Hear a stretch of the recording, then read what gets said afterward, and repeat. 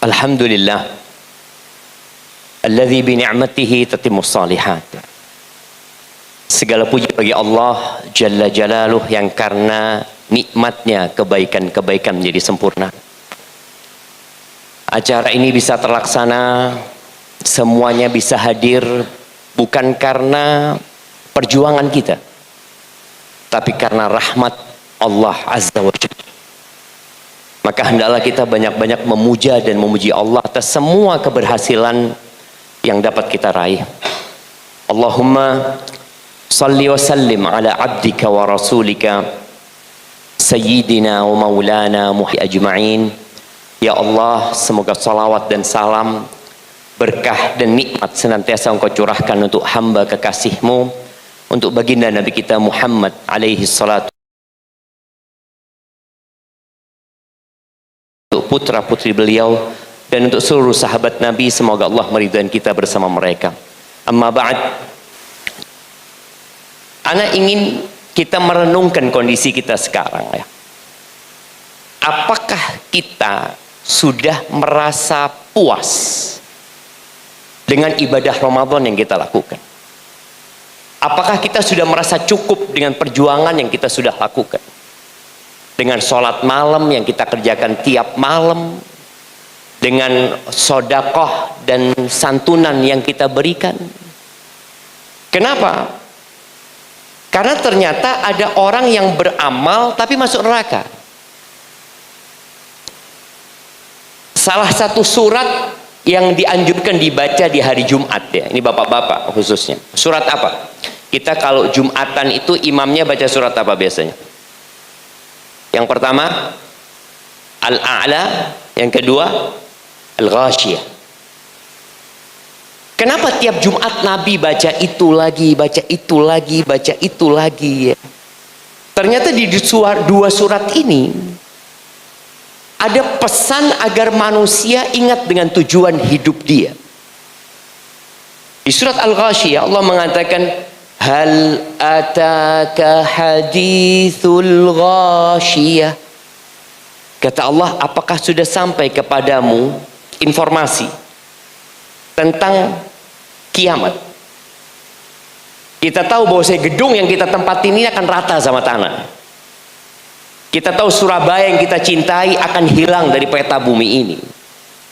Kita tahu Nusantara, Indonesia yang kita harapkan anak keturunan kita akan melanjutkan perjuangan, nanti nggak akan ada lagi Indonesia itu. Akan berakhir semua cerita. Dan akan bermula cerita baru. Cerita tentang semua yang pernah diamalkan di atas muka bumi ini.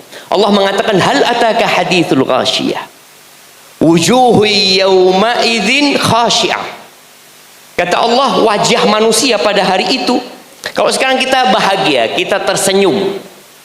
Bapak-bapak harus sadar ya, bahwasanya ketika itu terjadi, bapak sama anak nggak mau kenal. Allah kata, yauma yafirrul mar'u min akhi. Saudaranya sendiri dia pura-pura nggak kenal, dia kabur meninggalkan mereka. Allah ketika menyebutkan tentang peristiwa itu, bagaimana suami istri ya, itu mereka saling menghindar, tidak mau ketemu, mereka kabur. Kenapa? Semua orang akan sibuk dengan kegiatan dia masing-masing.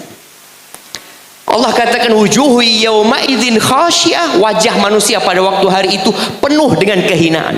Apa kata Allah? Amilatun nasibah. Ini orang pekerja keras semuanya.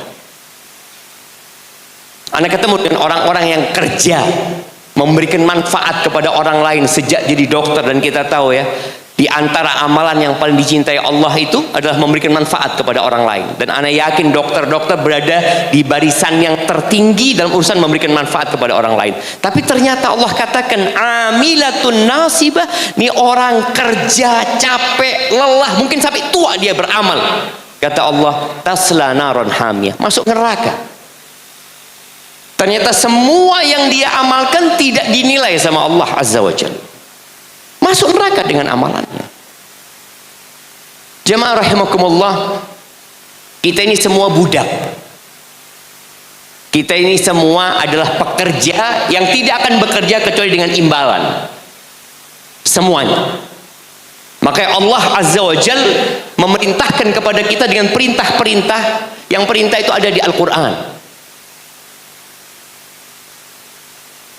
Pegawai yang hebat, pekerja yang dicintai oleh atasannya, itu yang seperti apa kira-kira? Ibu-ibu, yang apa? Yang rajin, jujur, pinter, loyal, ya. Ternyata budak yang paling dicintai oleh majikannya itu yang nurut. Yang nurut, bukan yang pinter. Kita kalau punya pegawai pinter tapi nggak nurut, kita akan keluarkan dia, walaupun pinter. Jadi pegawai yang paling dicintai, budak yang paling dicintai Allah itu yang paling nurut.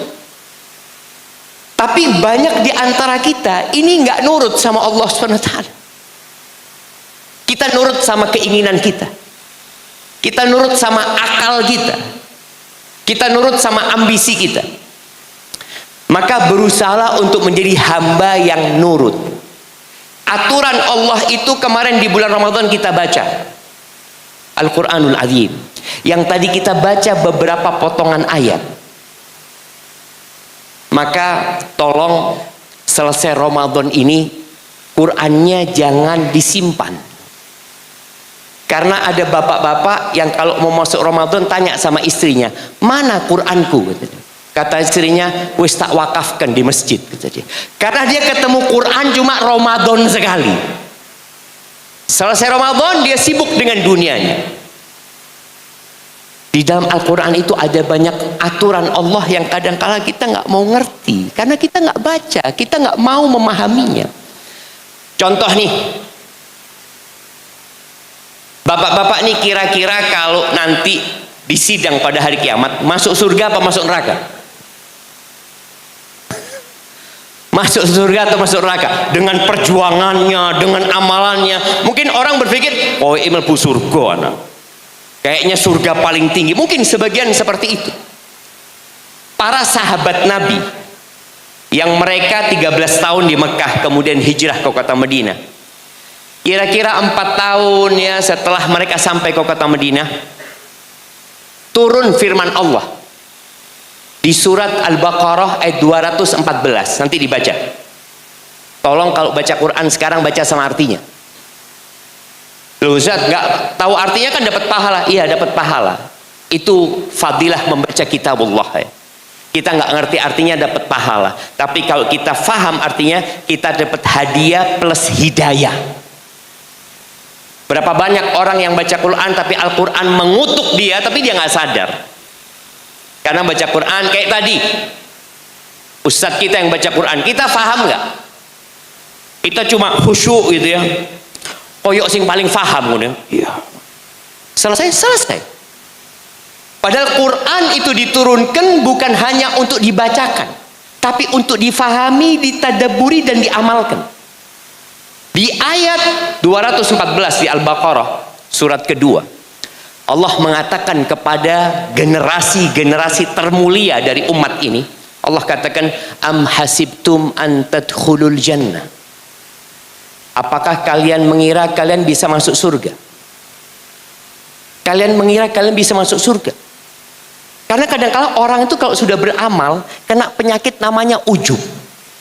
Koyok sing paling genah. Kayak yang sudah amalannya sudah cukup, saya umroh tiap tahun, saya umroh sekian kali, saya sodako, saya berbagi. Dia merasa sudah seakan-akan ahlul jannah. Maka Allah turunkan ayat ini untuk mengingatkan para sahabat, am hasibtum an tadkhulul jannah walamma ya'tikum mathalul ladzina khalau min qablikum massathumul ba'sa wadh-dharra wa zulzilu hatta yaqula ar-rasul walladzina amanu ma'ahu mata nasrullah ala inna nasrallahi qarib. Kalian ngira kalian bisa masuk surga padahal kalian belum ditimpa dengan malapetaka, dengan musibah-musibah yang pernah menimpa umat-umat sebelumnya. Mereka ditimpa kelaparan, Mereka ditimpa penyakit. Mereka diguncangkan keimanan mereka dengan berbagai bala. Sampai Rasul dan orang yang beriman mengatakan, mata nasrullah, kapan pertolongan Allah datang, kapan pertolongan Allah datang, ala inna nasrullahi qarib, pertolongan Allah itu dekat. Maka tolong jangan pernah merasa puas dengan apa yang sudah diamalkan di bulan Ramadan. Di ayat-ayat yang tadi dibacakan di surat Ali Imran ayat 133 134, Allah mengatakan wasari'u, kalian cepetan, kalian bersegeralah. Bersegera kemana? Allah katakan ila maghfiratim mir rabbikum, kalian bersegera menuju kepada ampunan dari Tuhan kalian. Ayat ini menunjukkan kita semua banyak dosanya, jemaah. Jangan ada yang sok suci. Oh Ustaz, hafal Quran mesti masuk surga. Korek api neraka pertama itu kiai. Koreknya api neraka. Kata Nabi SAW, awwalu man tusa'ar bihin nar. Yang pertama menjadi koreknya api neraka itu alimun wa qari'ul Quran, kiai. Orang yang alim, yang faham agama, dan orang yang hafal Quran, itu jadi koreknya api neraka. Loh, kok bisa? Nabi alaihissalam ceritakan persidangan orang ini. Fa'utiya bihi, didatangkan orang ini. Allah tanyakan tentang nikmat-nikmat yang Allah berikan kepada dia. Dia mengatakan, iya Allah, semua nikmat kau berikan kepada aku. Lalu Allah bertanya satu pertanyaan, madza amilta biha, dengan nikmat yang kuberikan kepadamu, engkau gunakan buat apa? Orang ini dengan bangga mengatakan, ta'allamtu fika wa 'allamtun nas wa qara'tu fika al-Quran. Dengan nikmatnya kau berikan itu ya Allah, aku belajar ilmu agama untuk mendapatkan keridhaanmu. Aku ajarkan kepada umat manusia untuk mendapatkan keridhaanmu. Dan aku menghafal Al-Quran, aku baca Quran untuk mendapatkan keridhaanmu ya Allah. Lillahi ta'ala, lisannya mengatakan lillahi ta'ala, tapi Allah itu tahu dengan isi hati kita. Allah katakan kepada orang ini, kadzabta, bohong, dusta. Innama ta'allamta liyuqala alim, engkau belajar agar disebut orang yang alim, orang yang pinter. Wa qara'ta liyuqala qari, engkau baca Quran supaya dapat gelar qari, hafid li kitabillah, dan itu sudah kau dapatkan di dunia. Maka Allah lemparkan dia ke neraka, jemaah. Yang kedua, syahid, orang yang mati di medan perang membela agama Allah.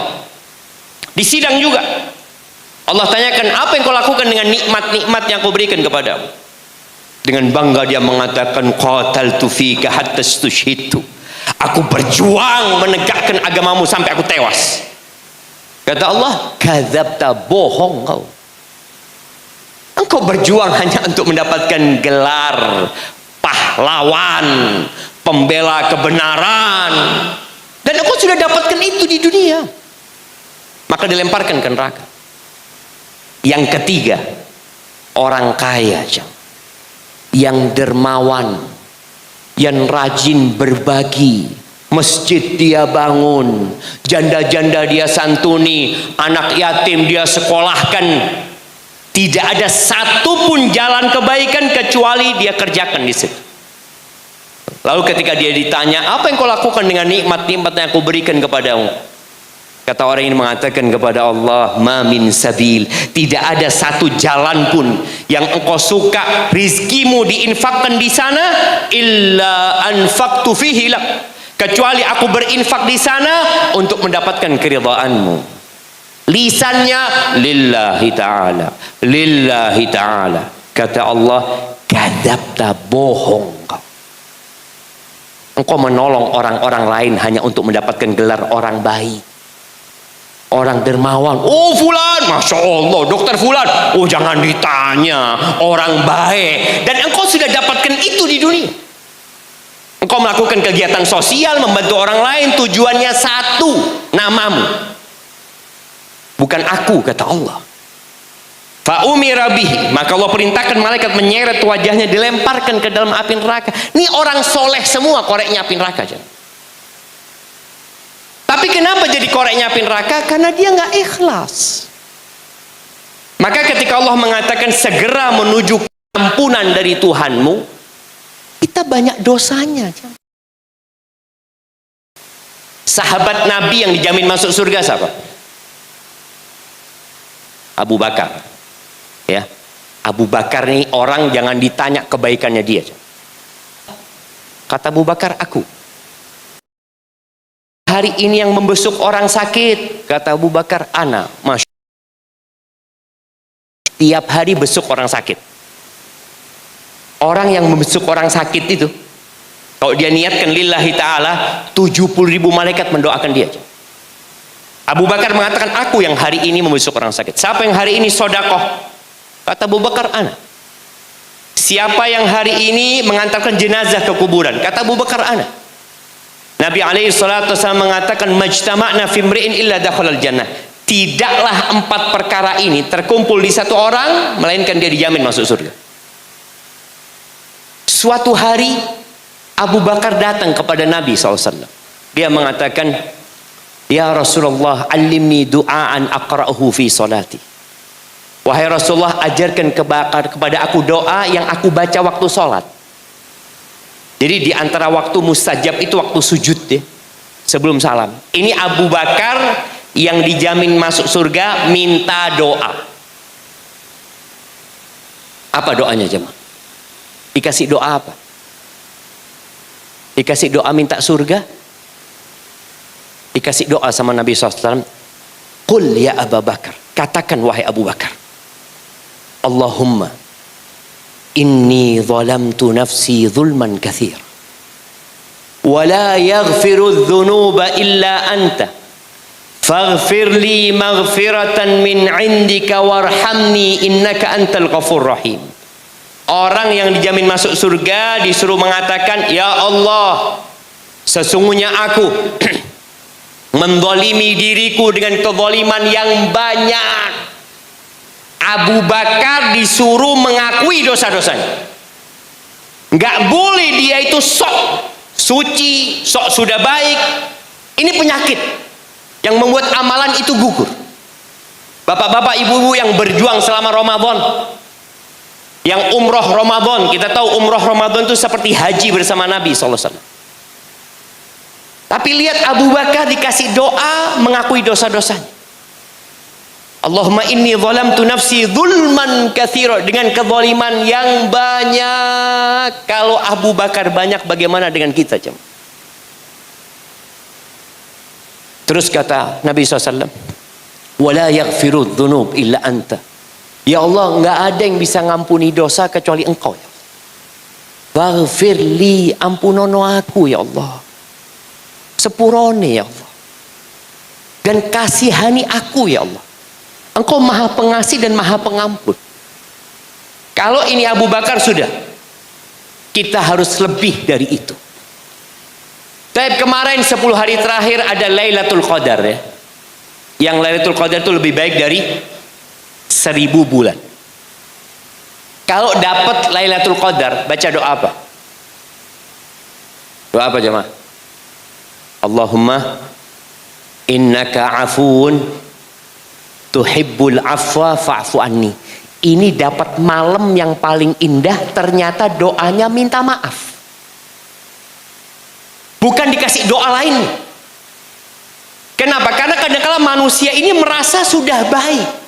Oh, aku dapat Lailatul Qadar, aku itikaf, aku ini. Dikasih doa, engkau banyak dosanya. Allahumma innaka afuun. Ya Allah, sesungguhnya Engkau maha pemaaf. Tuhibbul afwa, Engkau cinta dengan maaf. Fa'fu anni, maafkan aku ya Allah. Itu istrinya Nabi yang minta doa. Aisyah radhiyallahu taala anha disuruh minta maaf. Selesai sholat, doanya kita apa? Astaghfirullah. Minta ampun loh. Kita ini bukan habis nyolong. Kita bukan habis berbuat dosa, tapi doanya astaghfirullah. Minta ampun. Yang haji, pahala haji itu apa jemaah? Seperti bayi yang baru lahir, tidak punya dosa. Tapi subhanallah, kata Allah, fa idza afattum min arafatin fadhkurullaha 'indal masy'aril haram. Kalau kalian selesai ya dari Arafat menuju ke Muzdalifah, kalian banyak mengingat Allah Subhanahu wa taala, wastaghfirullah, dan kalian minta ampun sama Allah. Loh, habis haji disuruh minta ampun. Iya.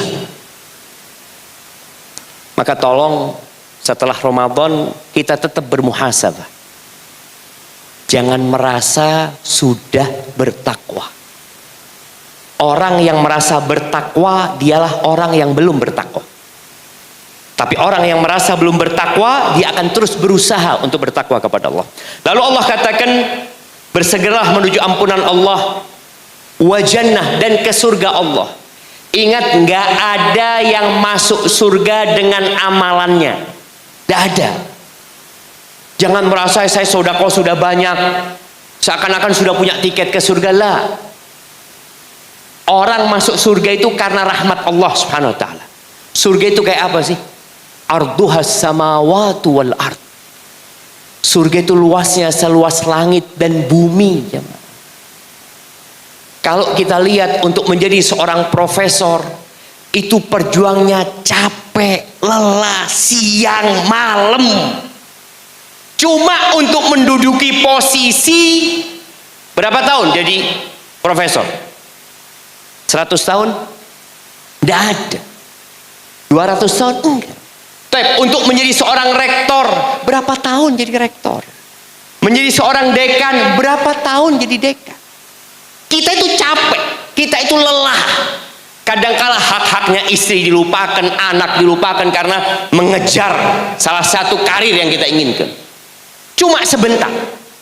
Surga itu kekal selamanya, abadi. Satu hari di akhirat itu seperti 1000 tahun dalam hitungan kita. Uiddat lil muttaqin. Surga itu disediakan buat orang-orang yang bertakwa.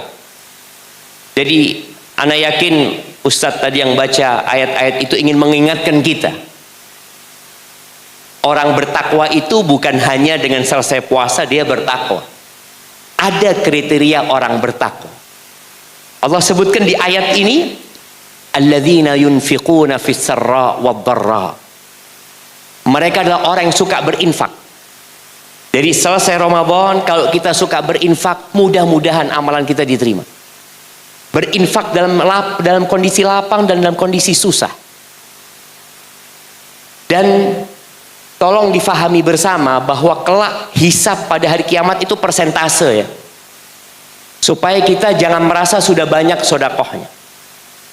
Kalau ada seorang dokter sedekah 100 juta.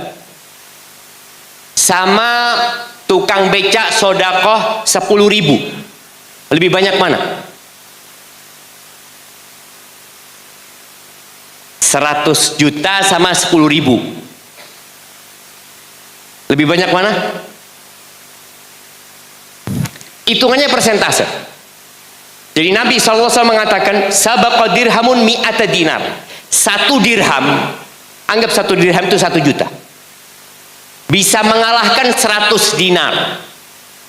100 dinar itu ya kalau sekarang ini anggap 400 juta. Kok bisa 1 juta ngalahkan 400 juta? Nabi, para sahabat heran ketika mendapatkan penjelasan itu kepada Nabi SAW. Beliau mengatakan, alaihi salatu wassalam, yang sedekah 1 dirham itu punya uang cuma 2 dirham. Ada masyarakat yang kerja hari itu dimakan hari itu. Dia nggak tahu loh besok makan apa. Jadi dia punya uang cuma 2 dirham. 1 dirham itu 50%. Ya. Sedangkan yang 100 dinar dia punya uang 1 gudang Dia cuma ngambil segini. Maka tolong dihitung sedekah. Jangan melihat kepada nominal yang dikeluarkan, tapi lihat berapa yang kita simpan. Jadi bukan banyaknya nilainya, tapi berapa yang kita simpan. Semoga dengan seperti itu Allah Azza wa Jalla menerima amalan kita. Jadi dia suka berinfak dalam kondisi suka dan lapang. Kemudian wal kadhiminal ghaidh. Orang bertakwa itu orang yang bisa menahan emosinya. Wal afina 'anil nas. Orang bertakwa itu nggak suka nyimpan dendam. Kadang-kala di satu institusi itu banyak terjadi iri, dengki, hasad. Orang bertakwa nggak ada. Nggak ada hasad sama rekannya. Nggak ada iri sama kawannya. Siapa yang mau naik, semua punya takdir masing-masing. Wallahu yuhibbul muhsinin. Dia suka berbuat baik kepada orang lain ya. Kemudian yang terakhir sebagai penutup, Allah sebutkan di ayat ke-35, walladzina idza fa'alu fahishatan aw zalamu anfusahum dzakarullah wastaghfaru lidzunubihim wa may yaghfiru dzunuba illa Allah wa lam yusirru ala ma fa'alu wa hum yaf'alun wa hum ya'lamun. Jadi orang bertakwa itu kalau berbuat dosa segera bertobat. Ramadan setannya dibelenggu jemaah. Pintu surga dibuka. Sekarang nih di bulan Syawal setan sudah dilepas kemana-mana. Pintu surga udah ditutup kembali. Pintu neraka dibuka lebar-lebar. Tolong kalau berbuat dosa segera bertobat. Jangan nunggu besok. Jangan nunggu nanti malam. Kapan berbuat dosa? Bersegera bertobat kepada Allah Azza wa Jalla. Dan berusaha membaca Al-Quran tiap hari 1 halaman. Baca sama artinya. Semoga kita bisa khatam kitabullah. Itu mungkin yang dapat ana sampaikan. Kita berdoa memohon kepada Allah Subhanahu wa ta'ala dengan nama-namanya yang indah, dengan sifat-sifatnya yang mulia. Allahumma lakal hamdu kulluh wa lakash syukru kulluh wa ilaika yurja'ul amru kulluh. Allahumma salli wa sallim ala sayyidina wa maulana Muhammadin wa ala alihi wa sahbihi ajma'in.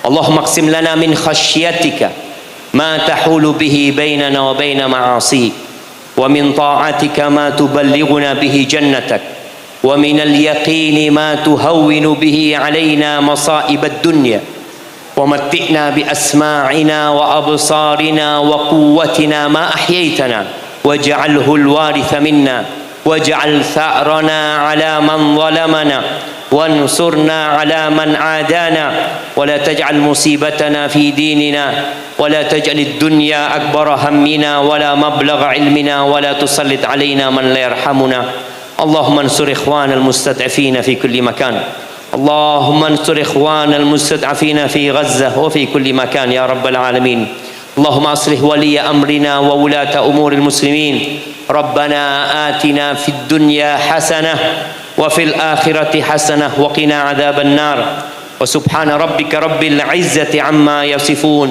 وسلام على المرسلين والحمد لله رب العالمين. Jazakumullah khair. Terima kasih banyak kepada semuanya. Mohon maaf atas segala kekurangan. Wassalamualaikum warahmatullahi wabarakatuh.